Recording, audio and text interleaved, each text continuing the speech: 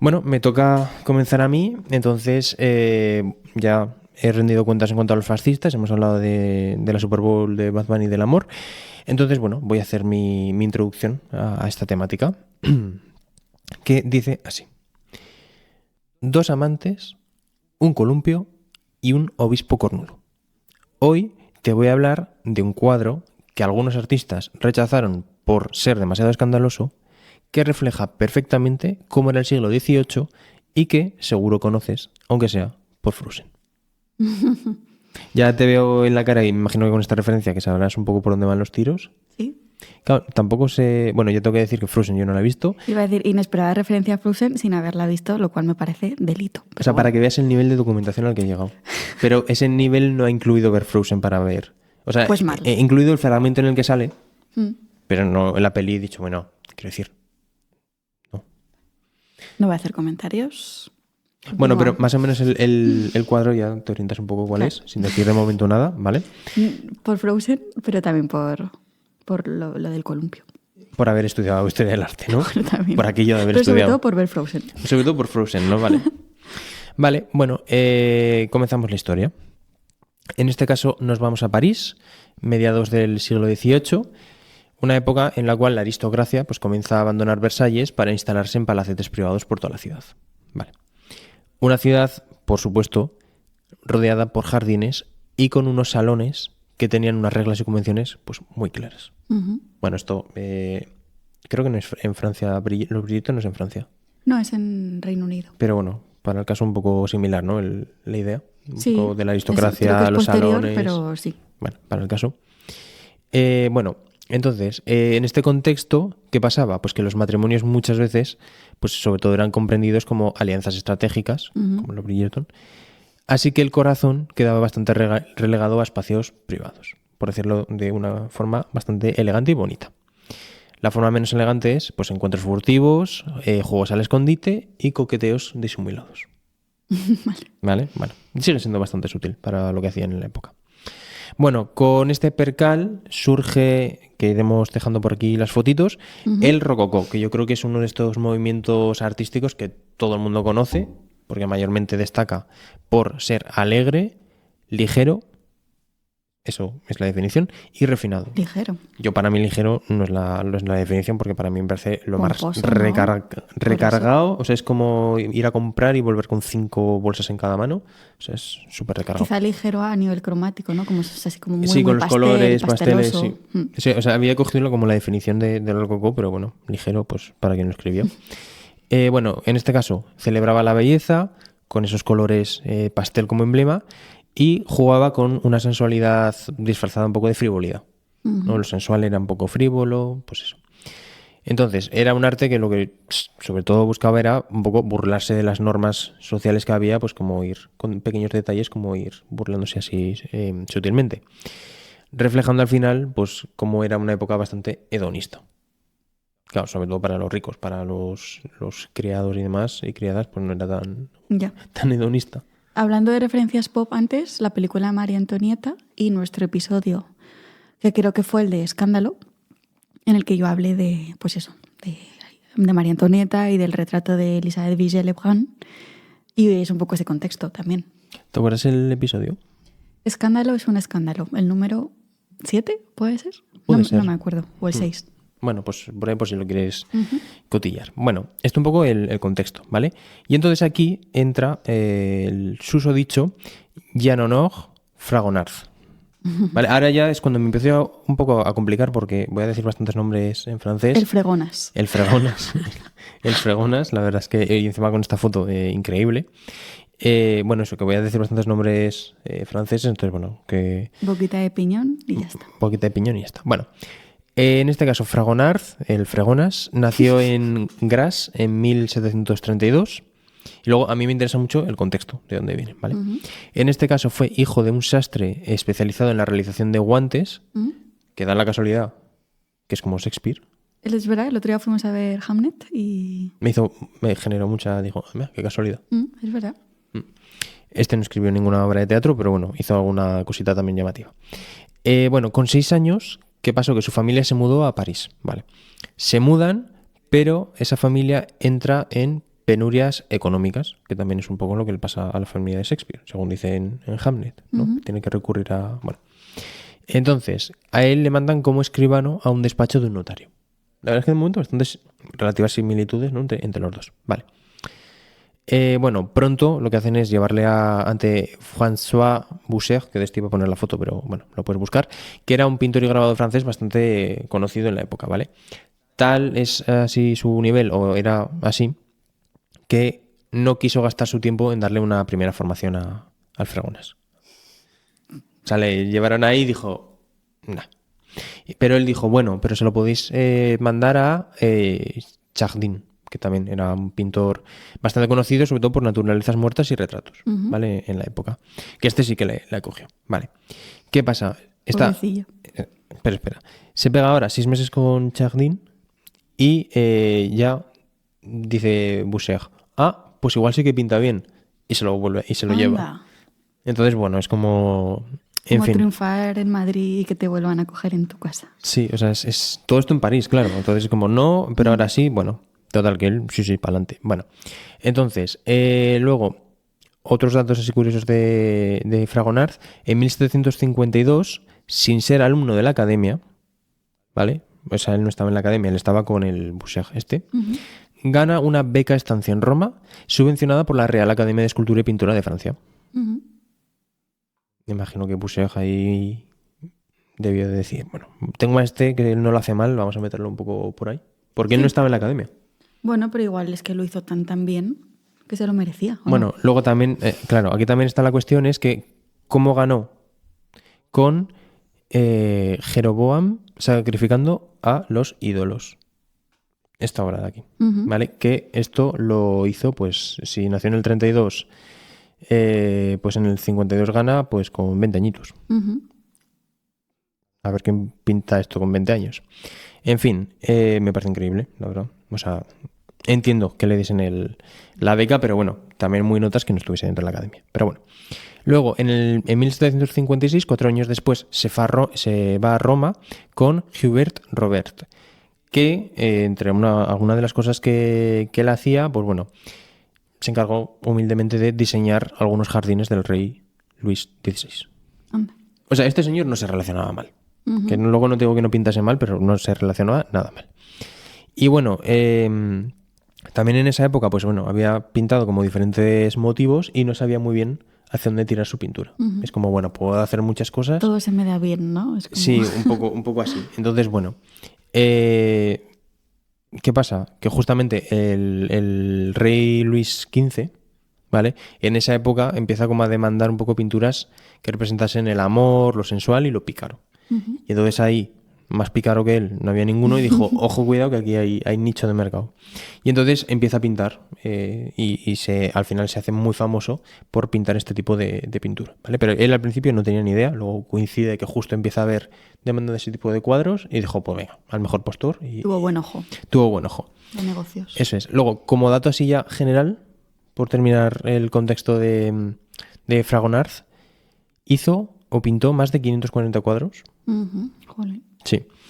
Pero solamente, que esto me llamó la atención, 5 están fechados. Que la ratio aquí es bastante baja. Entonces, bueno. ¿Fechados por él? ¿En la firma y eso? Entiendo. ¿O datados? Bueno, alguna datación tendrán, pero... Pero bueno, me llamó así la atención porque no los datos que encontré, pero bueno, así como dato, que este señor se puso a pintar bastante. Bueno, esto un poco de contexto, ¿vale? Y ahora vamos a llegar al año 1767, cuando él tenía 35 años, ¿vale? En este contexto está la moda de los retratos satíricos o pícaros de amor y tal, ¿vale? Y llega el varón Luis Guillermo Ballet de San Julián. He hecho aquí una mezcla espectacular, pero bueno, es que también es que tenían cada nombre, en fin. Bueno, que dejo por aquí, ¿vale? Bueno, él había nacido en 1715, como dato que luego comentaré. O sea, es decir, si él nace en 1715 y llega el año 1767, por tanto tiene 52 años, ¿vale? Entonces, él con 52 años, ¿qué hace? Bueno, este señor era el receptor oficial del clero francés, porque nunca son de abajo, sino siempre son de arriba, ¿vale? Entonces, hace un encargo que es el retrato de su amante, ¿vale? Pero inicialmente ese retrato se lo habían pedido a Gabriel François Doyen, otro pintor. No pongo foto, pero bueno, otro pintor. Y este, que era bastante más historicista, y este dijo que no, que la escena era demasiado atrevida y que él no se metía en esos fregados. Entonces, como hubo esa renuncia, se lo pidieron a Fragonard, ¿vale? Y él, pues dijo que pa'lante, ¿vale? Entonces, el motivo que dio Luis Guillermo era que tenía que salir su amante en un columpio, él observando desde abajo y un obispo empujando el columpio. Esas 3 cosas tenían que aparecer en el cuadro. Todo lo demás... Ese era el briefing. Eso es. Además de mostrar el tobillo de la joven. ¿Vale? O sea, digamos... Sí. Entonces, bueno, partimos de que Luis Guillermo, por eso he dicho la fecha, tenía 52 años. Que no es que fuese un noble con 30 y pocos, no. 52 y que me hagan un dibujo con la amante. ¿Vale? O sea que, bueno, entalladito un poco ya, ¿vale? Entonces, bueno, Fragonard acepta, pero hizo un cambio. Y es que cambió al obispo que tenía que pintar por un hombre mayor, que probablemente pues era el marido de la mujer. O sea, ese señor que luego veremos en la foto, inicialmente era un obispo, pero él dijo, yo voy a hacer a un señor mayor normal.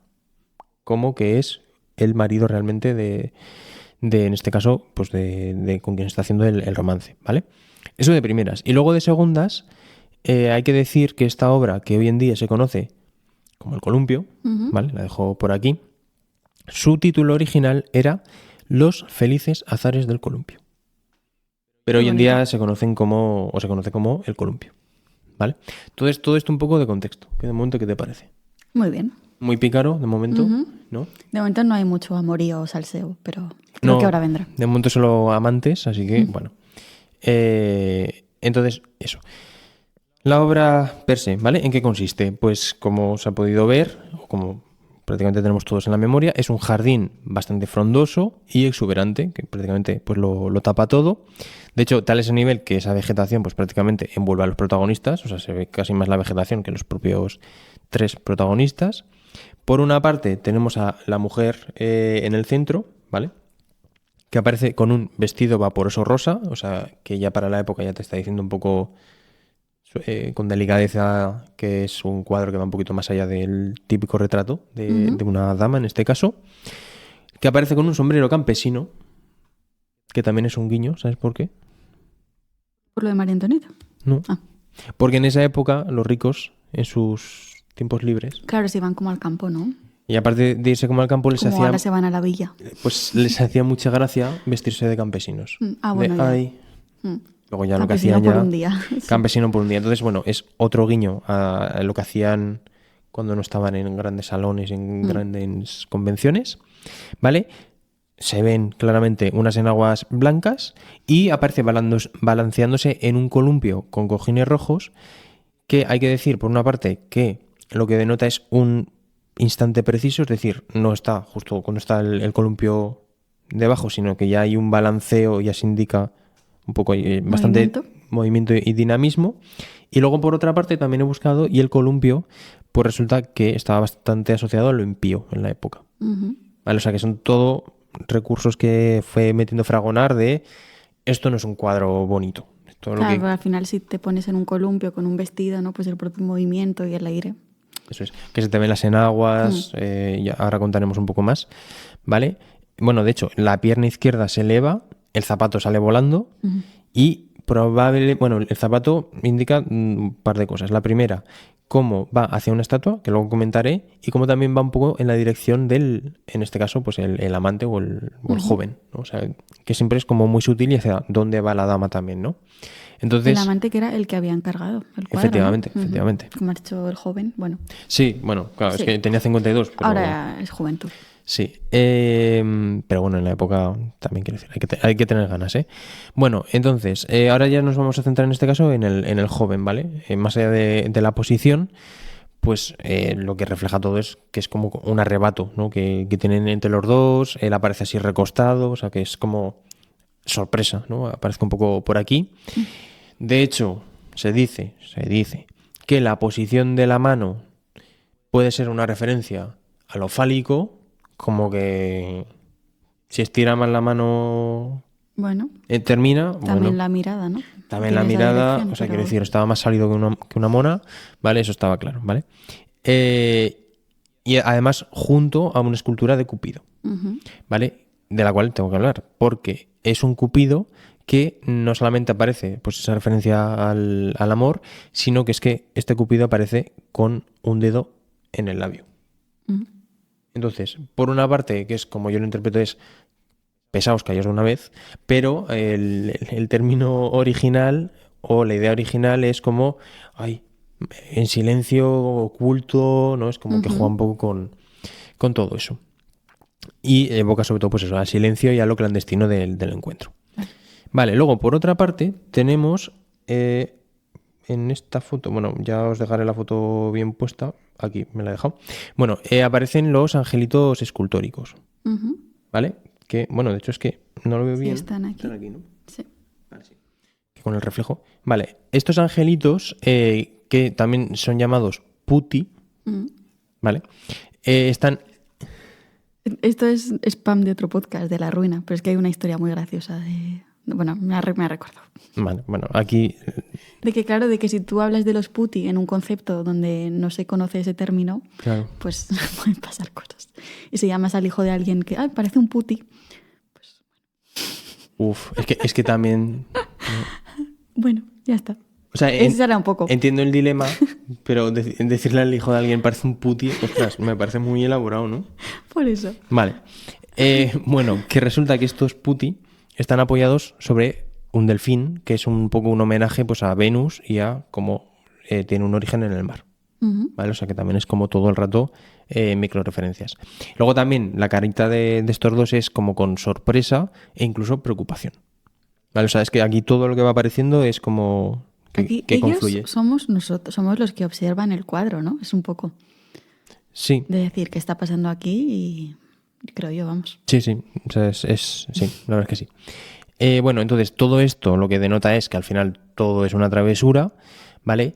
Y luego está el obispo, en este caso, marido, Ujú. que por eso antes he dicho el obispo cornudo, porque es un poco Un poco clickbait. clickbait, la verdad, pero bueno, es un poco también, es verdad, es verídico, que aparece como si el amante aparecía en el sol, o sea, en plena luz, a plena vista, este en la sombra, encima es el que tira del columpio, bueno, es bastante sutil y lo que denota sobre todo es que está bastante ajeno a lo que está pasando más allá del columpio, ¿no? Que no ve lo que tiene realmente delante.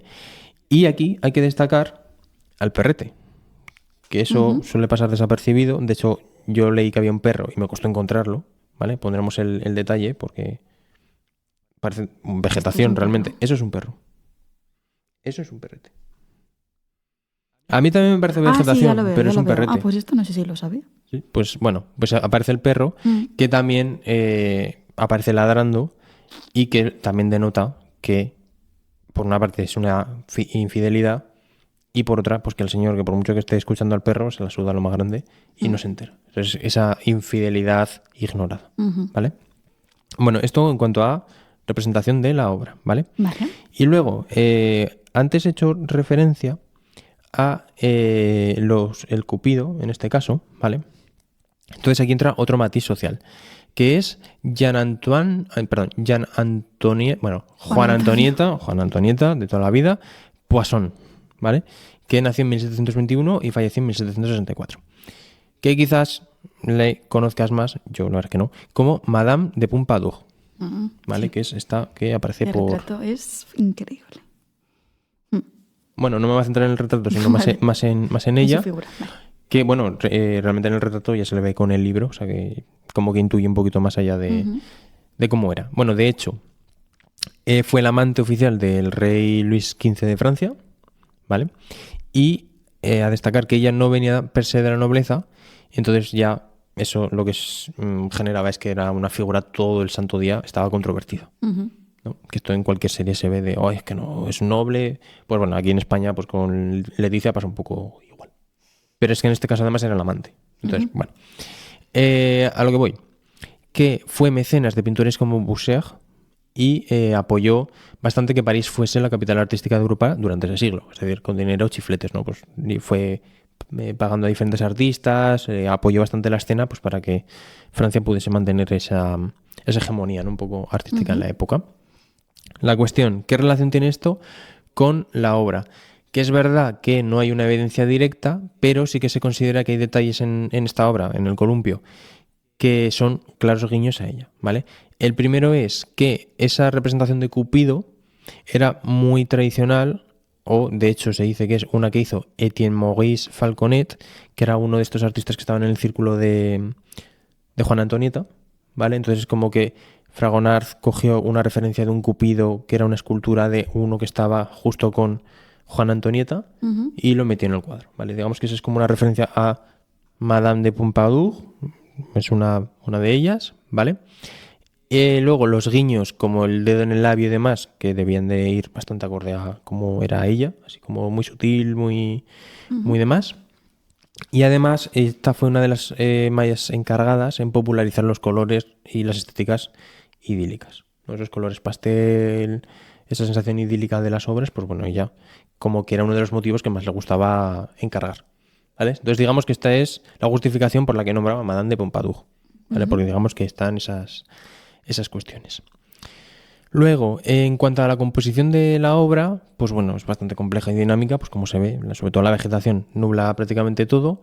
La pincelada, pues sí que llama la atención porque al principio es como muy fino para los detalles de la vegetación, incluso el perro, pero el fondo pues es como muy vaporoso, ¿no? Entonces es que muestra bastante profundidad, que la verdad es que es un cuadro que dices, me puedo fijar delante en las cosas que hay, pero el fondo es bastante así profundo. Colores, pues pastel sobre todo, pues el rosa, el rojo, el blanco, que contrastan también con el verde y el azul de la obra, pues bueno, esos contrastes. Y en cuanto a la luz, pues destaca pues, lo que he dicho antes, ¿no? Como la luz ilumina la figura central y al amante, pero deja en la penumbra, en este caso al obispo cornudo, que yo con todo respeto lo voy a seguir llamando así porque me hace mucha gracia, ¿vale? Entonces, bueno, todo esto, ¿cómo lo podemos relacionar con los códigos sociales y morales de la época? Pues como lo que he dicho antes, los matrimonios de conveniencia, los encuentros furtivos entre amantes, que era un poco lo que no se decía pero se sabía y ocurría. Y por supuesto, pues claro, cuando este cuadro lo vieron los filósofos de la época, pues dijeron que, bueno, que era una frivolidad, que vaya mierda, más o menos, ¿no? Y que ellos querían algo más serio y más normal. Que da la casualidad de que justo después del rococó, uno de los movimientos que iba a surgir era el neoclasicismo. O sea, es como que los filósofos de la época ya estaban más pensando en vamos a volver otra vez a lo clásico que a este tipo de frivolidades. Igual se vieron representados. Vale, y bueno, la verdad es que intento resumir una historia bastante compleja. ¿Por qué? Porque no solamente cómo se gestó el cuadro, sino que la vida de este cuadro también la he indagado, he encontrado varias fuentes, no me ha quedado absolutamente claro, ¿vale? Porque unos decían que se vendieron, que bueno, un caos. De hecho, se considera que pasó por la colección del Thyssen-Bornemisza, ¿vale? De hecho, en la página web de Thyssen-Bornemisza aparece esta obra, pero bueno, pasa por muchas cosas, pero en la actualidad está en la Wallace Collection de Londres, ¿vale? Que dejo la foto por aquí de cómo está colgada y... Muy pequeñito, ¿verdad? Cómo se ve. Es muy pequeñito, claro, también, quiero decir, si es el cuadro de tu amante... Está pensado para la intimidad, ¿no? Bueno, también pensando en eso, algún cuadro de Goya también pensado un poco para la intimidad era enorme. O sea, la maja desnuda. Bueno, es que también depende la casa que tengas. Claro, pero bueno, pero en este caso le veo bastante coherencia. Oye, quiero un detallito. Y luego ahí había una trampita de que se escondía. Bueno, eso ya para otra historia. episodio. Si quieres que lo contemos, nos lo escribes. Pero bueno, de Goya creo que poco vamos a hablar en este podcast per se. Bueno, o no, ya veremos. Que eso, que entonces en este caso se ve bastante coherente, pues que sea una pieza más o menos pequeñita y demás. Hay copias, hay versiones, como por ejemplo esta que está en el Museo Lambinet de Versalles, que hay pequeños detalles que van cambiando. Aquí creo que el Cupido, por ejemplo, ya no está. Luego también hay copias como la de Edmond James de Rothschild, que bueno, en general pues muestran variaciones de vestimenta, de composición, de detalles. Bueno, esto que demuestra que era una obra a la que se le ha dado bastantes vueltas, que llamó la atención y que se quisieron hacer pues cositas, ¿no? en torno a ella. Referencias. Eso es. Entonces, es decir, que fue y es una obra con bastante popularidad e impacto, tanto en la época, pues porque no gustó a los filósofos y demás, como con el paso del tiempo pues ha seguido siendo interesante.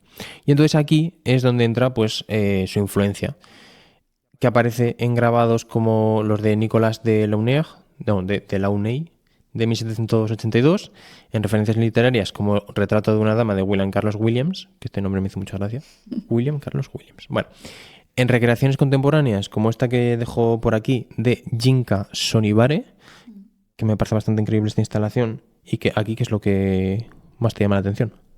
Pues que está la figura de ella decapitada, ¿no? Parece. Efectivamente, sin la cabeza. Bueno, reinterpretaciones artísticas contemporáneas que, por supuesto, le nombra al principio, o la de Frozen, ¿no? Que parezca en una peli de Disney, pues ya te está diciendo la relevancia que tuvo. Y hasta aquí un poco la historia, que yo creo que he contado más de lo que sabías, ¿no? Me gusta esa parte final de referencias. Sí, o sea, es una forma de representar pues todo lo que ha dado de sí esta obra, que a veces que las obras pues se hacen, están muy bien, pero se quedan ahí. Pero bueno, que la gente referencie o haga instalaciones o aparezca en... Sí, es como de esas obras que está un poco en el imaginario de todo el mundo, ¿no? Aunque te interese más o menos el arte. Sí. Vale, y luego en cuanto a reflexiones, pues he hecho 3, me apunto 3. Wow, vale. La primera es que realmente no sabemos mirar cuadros. Leer, sobre todo. O ¿no? leer. Sí, o sea, es como aprender un idioma, yo siempre lo digo. Y claro. si no te enseñan ese idioma... Es que el modelo clásico de ponerte delante de un cuadro sin saber lo que significa el cuadro, pero es que me da igual abstracto que figurativo. Sobre todo los figurativos. Yo veo este cuadro y digo, pues mira, pues uno que está en un columpio, un señor a la sombra y uno que está ahí tumbado, que es el que se la va a trajinar. Pues vale, pues ya está. Pero luego empiezas a indagar y buscar toda la información y te aparece el perro, te aparece los cupidos, el delfín. O sea, empiezas a entender todo mucho mejor, la composición triangular. Entonces, bueno, que yo creo que en general no nos enseñan a consumir arte, que yo creo que es un gran problema. Sí, o sea, falta educación en cultura visual y en eso, en iconografía, ¿no? En lectura de imágenes. Y aún así, pues gusta más lo figurativo que lo abstracto, cuando a veces hay que tener más información para entender algo figurativo, pero bueno. Esto lo hemos hablado muchas veces, claro, yo entiendo que el figurativo se entiende un poquito más, porque al final, como son figuras, puedes entender un poquito más de qué va. Claro, si te ponen un Rozco o un Mondrian más allá de a nivel estético, no entiendes nada. Es que igual tampoco tienes que entenderlo, pero bueno. Bueno, que es un también debate que... creo que hay como una obsesión por entender el arte que a veces pues igual no hay que entenderlo, también hay que, no sé, experimentarlo, sentirlo de otras formas, pero... Ya, bueno, yo creo un 50-50. Sí, hombre, claro. Hay que saber también qué es lo que ves, pero sí, por otra parte también... Que nada que no nos ha pasado, que hemos ido a museos o exposiciones y de repente te quedas mirando delante de un cuadro del que no sabes información y dices, me flipa. Que eso también creo que es lo que tiene el arte, que te llama un poco la atención así. Bueno, esta es la primera reflexión, voy a dejarlo en 2 porque si no. Luego, la segunda, cómo el arte puede reflejar lo oscuro de la sociedad, porque en este caso te está reflejando todo lo que nos enseñaba, o sea, lo que sucedía, pero no estaba reflejado, ¿no? Cómo el arte también puede tener un poco ese rol, que lo vivimos hoy en día pues con todos estos... o performance o intervenciones, instalaciones que pues critican un poco el status quo, pues a Donald Trump, a todo esto, ¿no? Que hay que ser valiente también para hacer ese tipo de cosas porque sabes que te va a penalizar de una forma u otra, pero que también, pues que si hay que hacerlo, ¿no? También es una forma de expresión. Y hasta aquí lo voy a dejar. La tercera no. Bueno, o sea, era que como lo aparentemente vacío, como este cuadro, pues puede mostrar muchísimo. Totalmente. Que tú ves este cuadro y dices, qué majo, y realmente te está mostrando pues un mogollón de cosas bastante oscuritas. Sí, que a veces lo inocente o lo banal parece muy banal, pero luego tiene algo detrás, ¿no? Sí, bueno, esto también lo hemos hablado con Big Eyes, por ejemplo, ¿no? La peli, bueno, y la obra, como una cara aparentemente... Bueno, es verdad que son caras que denotan un poco de tristeza, ¿no? Pero como dentro de algo muy infantilizado, pues hay una tristeza detrás increíble, ¿no? Un contexto... Eso fue el primer episodio de esta temporada. Sí. El 701. Claro, sí, pensaba que decías que detrás de eso también había un nombre deleznable, pero... Todo esto, 701, recomendamos la historia de Margaret Keane. Eso es. ¿Quién? Keane. Es que como así me recuerda a la banda de música, pues me hace gracia. Y hasta aquí la chapa, bien. que yo creo que ha sido bastante extensa. O sea que... Muy bien, muy bien.